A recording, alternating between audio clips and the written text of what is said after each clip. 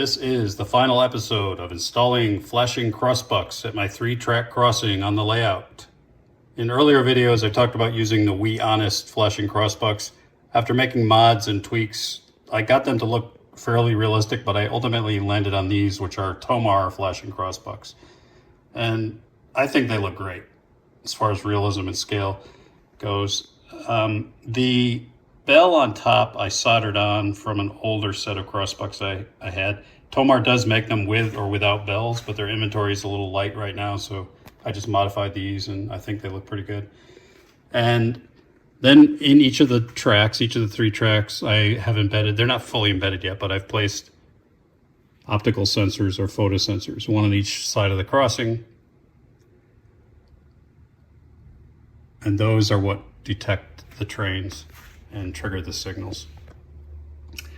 To activate everything, the bell that you heard at the beginning of the video and that I'll show you in a minute, and the flashers, I used circuitron circuit boards. Specifically, I used their DT4 railcar detector board and their FL2 flasher board. The DT4 board has 4 blocks. Each of these red LEDs corresponds to one of 4 blocks. And when a train is detected on a block, the light will go on. This one's on because it's the 4th and I'm not using it. I'm only using track 1, 2, and 3. So hooking it up is fairly easy. At the top, there are optical sensor inputs. Apologize for the wires, but there's an S1, S2, S3, and S4 port. And then there's an SD, which is a common for the optical sensors. And then below, at the bottom of the board, there are outputs when each of those sensors are activated, output 1, 2, 3, and 4. So in my case, I'm using these 3 tracks, so I tied them together so that if any of the 3 tracks is activated, it'll send an output. And that output goes to the C or the control post on the FL2, and that activates it. And then that triggers the flashers as well as a bell. And the bell I'll talk about in a minute what I'm using for that. Each of these posts has its own POTS adjustment, which is great. That's what I love about this board is I'm able to actually adjust the sensitivity of the optical sensors on each of the 3 tracks independently. So if I've got different shadows or different lighting on each of the 3 tracks, I don't have to worry about it.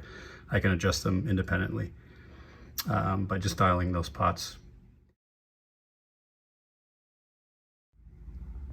To get 2 sensors on each of the blocks, I just wired them in series going into each of the 3 sensor posts, S1, S2, and S3. So I've got, for example, track 1, the S1 goes to one of the pegs on the optical sensor, then the other peg jumps over to the second optical sensor peg, and then the second peg of that second sensor comes back to the common SD1.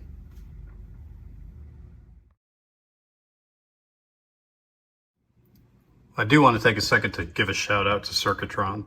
Steve at Circuitron was tremendously helpful in answering emails and phone calls and walking me through how to get this done. I had originally played around with older Circuitron, like 20-year-old boards. You may have seen in prior posts, and I think the lesson there was they're relatively inexpensive. If you're going to do something like this, I would just go ahead and get new inventory to make sure you don't have anything blown, because one of the 2 boards I was working with had a problem with it and I didn't realize it, and it caused me to wire things up wrong. So, make sure you follow the instructions, make sure you're using new gear, and the Circuitron folks are more than happy to help get things sorted out. Their instructions are pretty easy to follow, so just a shout out to those guys.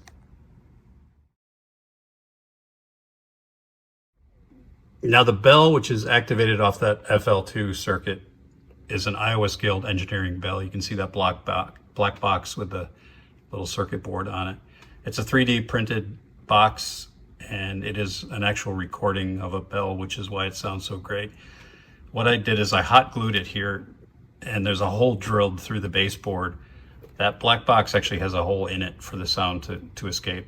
So I aligned that hole with the hole that I drilled in the board, and then I hot glued it, and then the sound comes up through the top, which I'll show you. That way you get more, in my opinion, you get more authentic sound. It's not blaringly loud, but it's sort of coming from that general area where the crossing signal is. So that's all the electronic gear.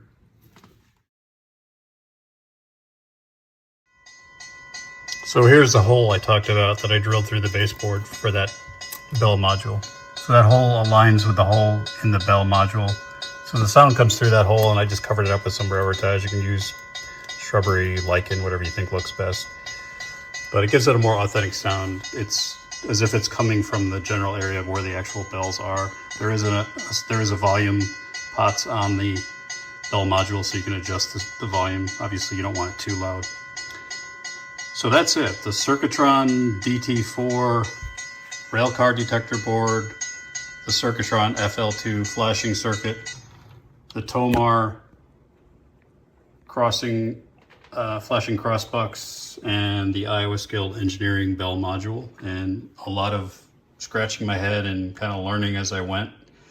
I'm sure this would be easier for a lot of you who deal with a lot of electronics. It's kind of a new area for me. I'm really enjoying it. It adds a ton of realism to the operation. So hopefully I gave you some insights that'll short circuit the learning for yourselves, and I hope you enjoyed it.